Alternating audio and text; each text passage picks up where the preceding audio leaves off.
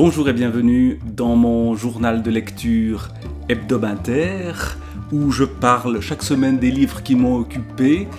Cette semaine, pour moi, c'est une petite semaine de lecture parce qu'il n'y a que 3 livres. Et encore, il y en a un qui m'a occupé assez peu et dont je vais peu parler alors que les autres m'ont beaucoup occupé, surtout l'un des deux qui est un pavé.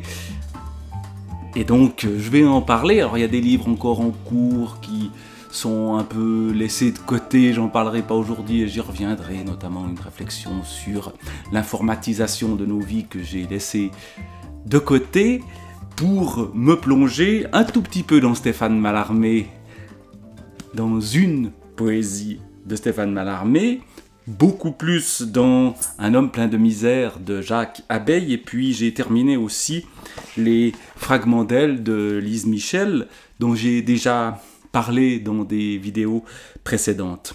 Alors, que dire de ces 3 livres? Évidemment, on tente des liens dans cette vidéo, même si forcément ils sont un peu arbitraires, ou ils sont dus au hasard de lectures qui se font en parallèle. Le lien qui me vient est au fond dans le rapport au passé. Alors, rapport au passé d'abord avec Mallarmé. Mallarmé, pourquoi un rapport au passé? Parce que je relis Mallarmé. C'est un retour, j'allais dire, aux sources, peut-être dans ce que la poésie a de plus, non pas pur, mais de plus poétique, au sens où on l'entend où je l'entends dans mon esprit, en fait. Mallarmé, pour moi, c'est le poète. D'ailleurs, ça s'appelle poésie, tout simplement, ce qu'il écrit, et c'est la poésie. Et j'ai lu donc un poème sur une vidéo qui vient de paraître et que vous pouvez aller revoir. Ça s'appelait, ou ça s'appelle toujours d'ailleurs, Placet futile. Relecture improvisée avec des références qui m'échappent, et il est question de Hébé, qui est un dieu de l'amour, une déesse.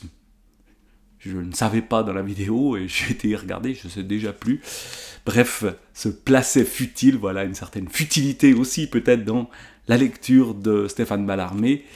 Mais comme j'en ai parlé ailleurs, je ne vais pas en parler beaucoup ici, ni relire ce texte. Je vais revenir à Mallarmé de manière récurrente, donc voilà, un compagnon qui fait du bien dans cette période où le langage est tellement mis à mal, d'aller lire des choses qui sont toujours très très bien écrites. Et puisqu'on est dans le très très bien écrit, venons-en au gros morceau de ma semaine, Un homme plein de misère de Jacques Abeille, où là vraiment j'ai beaucoup avancé dans cette lecture-là.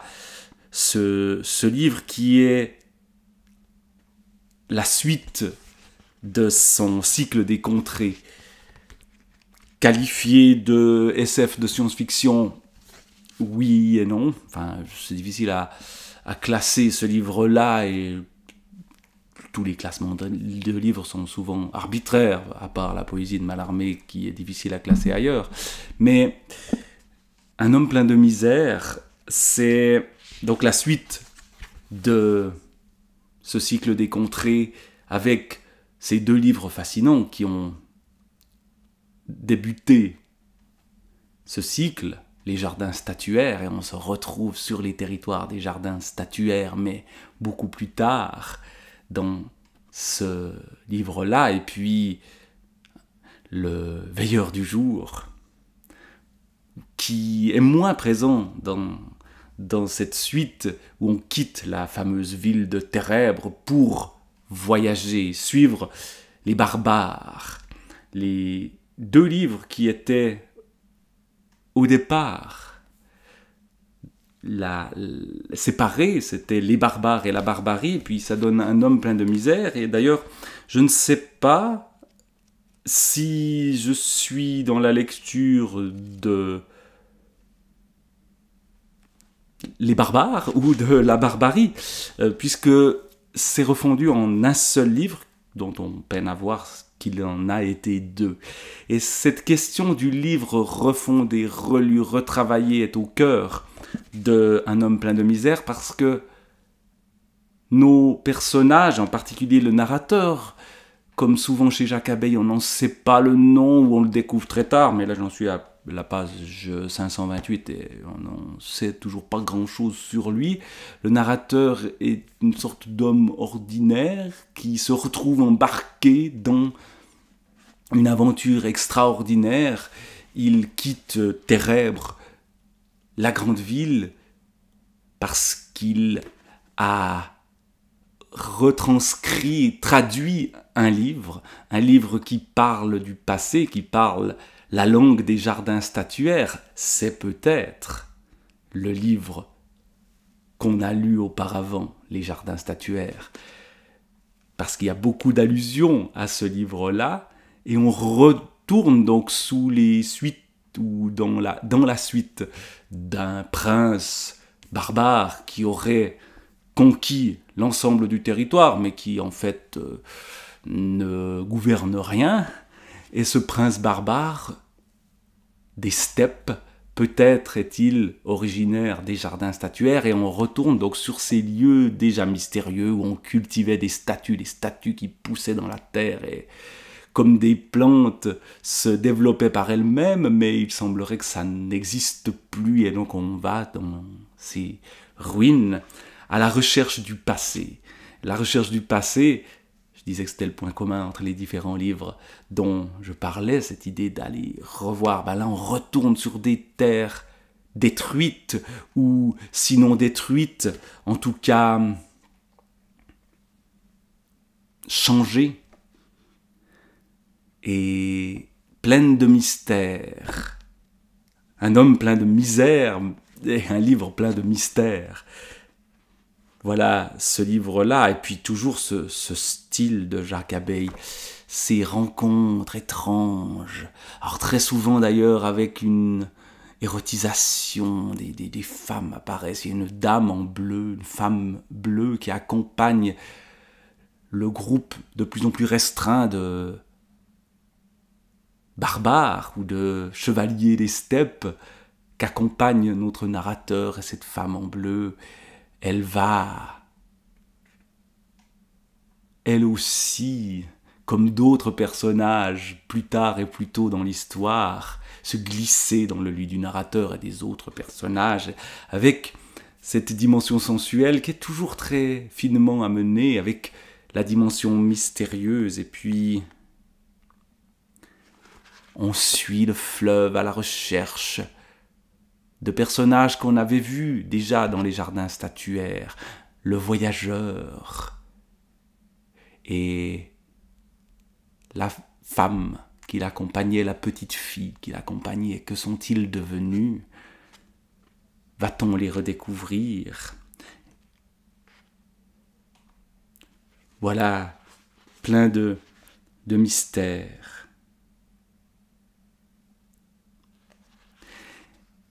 Lisons un passage, parce qu'il y a quelque chose dans l'écriture de Jacques Abeille. Je prends un passage quasiment au hasard, parce que j'en ai corné plein en me disant « Ah, je pourrais lire ça, tiens, je pourrais lire ça ». Mais finalement, là, je suis à la page 442, et je vais redécouvrir un passage lu récemment. Tandis que je me faisais une représentation à peu près cohérente de ce monde en m'aidant des renseignements fournis par Félix. Félix est un jeune homme qui accompagne ces barbares, lui-même un chevalier qui se trouve en compagnie donc de ces gens-là et qui est très jeune encore. Je me demandais si ce voyageur dont je suivais la trace et qui avait brossé de cette contrée un tableau si vivant et si flatteur, donc c'est celui qui nous raconte le monde des jardins statuaires. À l'exemple de ces gens qui ne savent aimer qu'en faisant abstraction des plus criants défauts de l'être cher, avaient feint d'ignorer le fleuve afin de pouvoir passer sous silence la cruciale question de l'eau.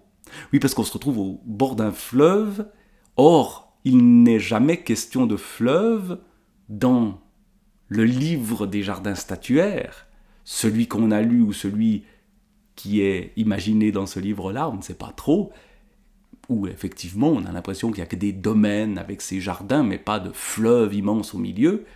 Or là, il y en a un et il se retrouve à voyager par ce fleuve. Je songeais aussi qu'au volume que j'avais traduit manquaient les derniers feuillets. Évidemment, ça c'est une image extrêmement fréquente. On a tout un livre, il manque la fin.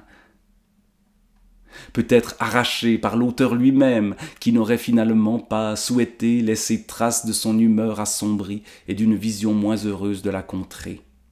J'étais dans de toute autre disposition, au fil de mes pérégrinations solitaires. J'avais cessé de m'émerveiller de la noblesse des hautes murailles dont chaque domaine était enclos. Je savais trop que derrière leur appareil hautain, une révolution irréversible développait aveuglément ses conséquences, instaurant partout un esprit de lucre qui faisait litière des anciens idéaux. Dès mes premiers pas au bord du fleuve, j'avais éprouvé un bienfaisant apaisement, qui d'ailleurs ne laissait pas de m'étonner, car rien ne préparait le citadin que j'étais à un si facile bonheur. Souvent, je ressongeais à la petite fougère dressant ses crosses fragiles mais opiniâtres dans un cauchemardesque chaos de pierre. On a ces phrases qui coulent tout en étant rythmées de manière assez rude, cauchemardesque chaos de pierre. J'avais entendu alors une promesse. Ce terme m'est à moi-même assez mystérieux. Il est sûr que je n'avais pas reçu d'une plante, si gracieuse fût-elle, quelque engagement qui m'eût garanti pour un futur proche ou lointain un bénéfice, même symbolique. Mieux dirais-je que j'avais perçu une présence. L'évidence d'une croissance et d'un épanouissement s'affirmant dans les pires conditions, en dépit de la grandieuse conjonction des puissances d'anéantissement. Devant cet héroïsme silencieux, persévérant et modeste, l'avenir s'ouvrait. Ce sentiment propitiatoire, les arbres, dans leur majestueux élan, le renouvelaient à chaque pas franchi sous le couvert. Enivré de la chaude et pénétrante senteur de l'humus que ma monture égratignait du sabot, je ne me lassais pas d'admirer le jaillissement des troncs et la lente, la patiente exubérance des ramures. Je chevauchais dans une forêt enchantée, où les esprits de la terre, montés de la nuit féconde, fleurissaient en chants d'oiseaux. Tout d'un coup, ça devient lyrique. Dès l'aube, le feuillage s'animait de leur effervescence, et leur silence à la tombée de la nuit refermait sur nous une protectrice voûte d'ombre.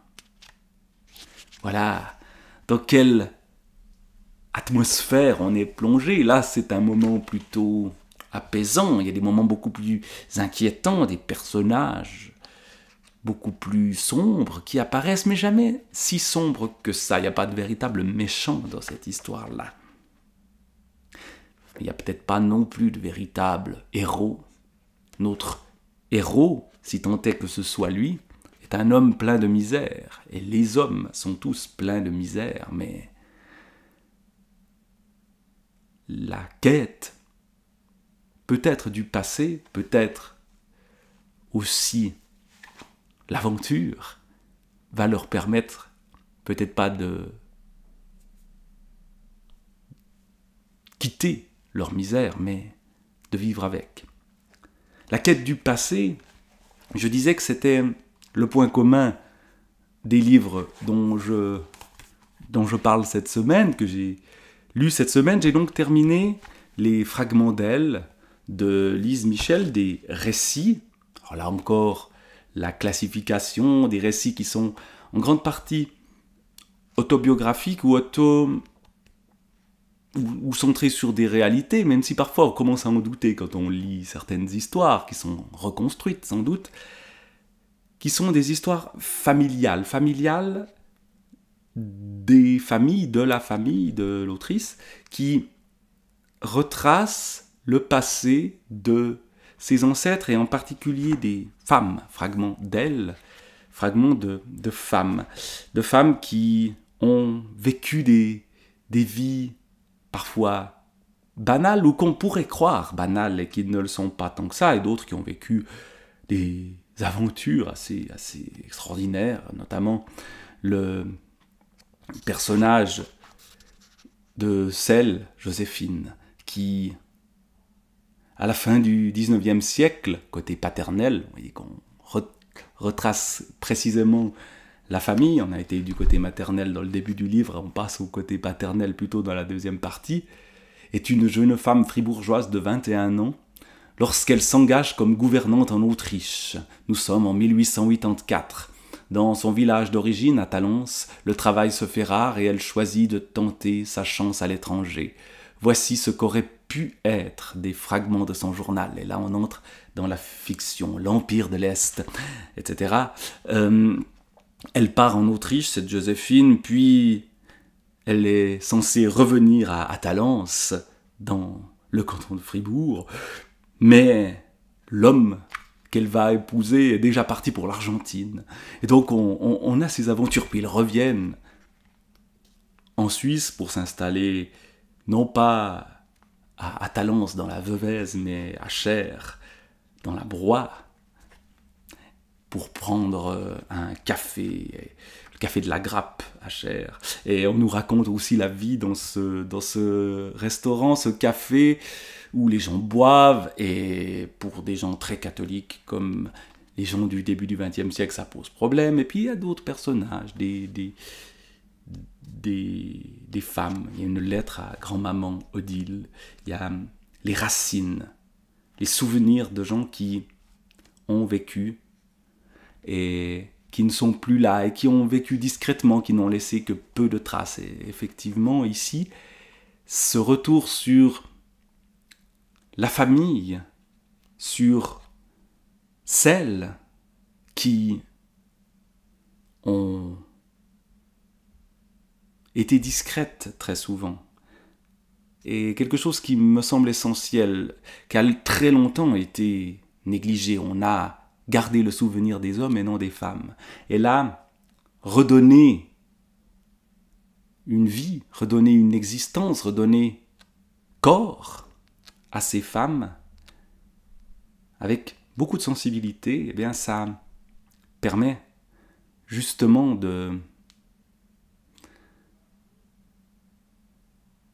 trouver de manière plus précise, ou de poursuivre la quête, je parlais de quête pour un homme plein de misère, poursuivre la quête à la fois des origines et évidemment derrière de soi-même. Donc c'est un livre que j'ai trouvé vraiment très très beau, que ces fragments d'elle. Un petit extrait, tiens, tout petit chapitre qui s'appelle « Le poison ». Il est question dans ce livre-là, je disais, d'un bistrot.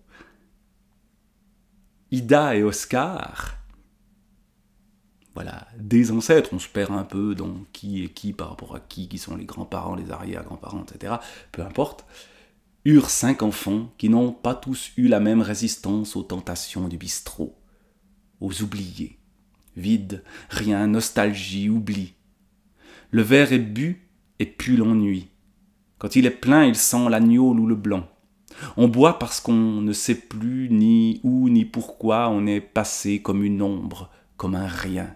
Vous voyez, ces gens qui passent comme un rien. Affligé par la vie, on regarde à travers le vide. Mine défraîchie, comme un vieux jabot chiffonné. On boit parce que c'est mieux. Ça rassure. On pourrait croire qu'elle a tout vécu, mais non, elle a toujours vécu là, sur le banc, à côté du piano déglingué. Bonne à rien, sinon à vider la cave, comme ils disent. les paupières lourdes. Elle ne pense plus. Il est 20 heures, bientôt elle s'écroulera, prisonnière de son dégoût. Voilà aussi ces vies-là, les regarder avec lucidité et empathie. Voilà, c'était mes quelques lectures de la semaine avec ces fragments d'ailes de Lise Michel, avec les poésies de Mallarmé et Un homme plein de misère de Jacques Abeille. Je reviendrai sur certaines de ces lectures. Alors, celle-ci, je l'ai terminée, mais les deux autres, on en reparlera. La semaine prochaine, il y aura sans doute encore le plaisir de lire du Jacques Abeille.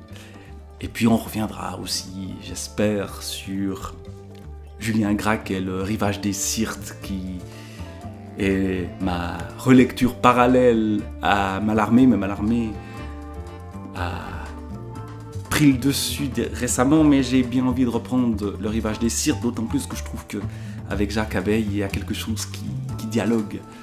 Et puis il y aura d'autres choses, d'autres surprises qui viendront. Et pour cette semaine, je vous dis au revoir.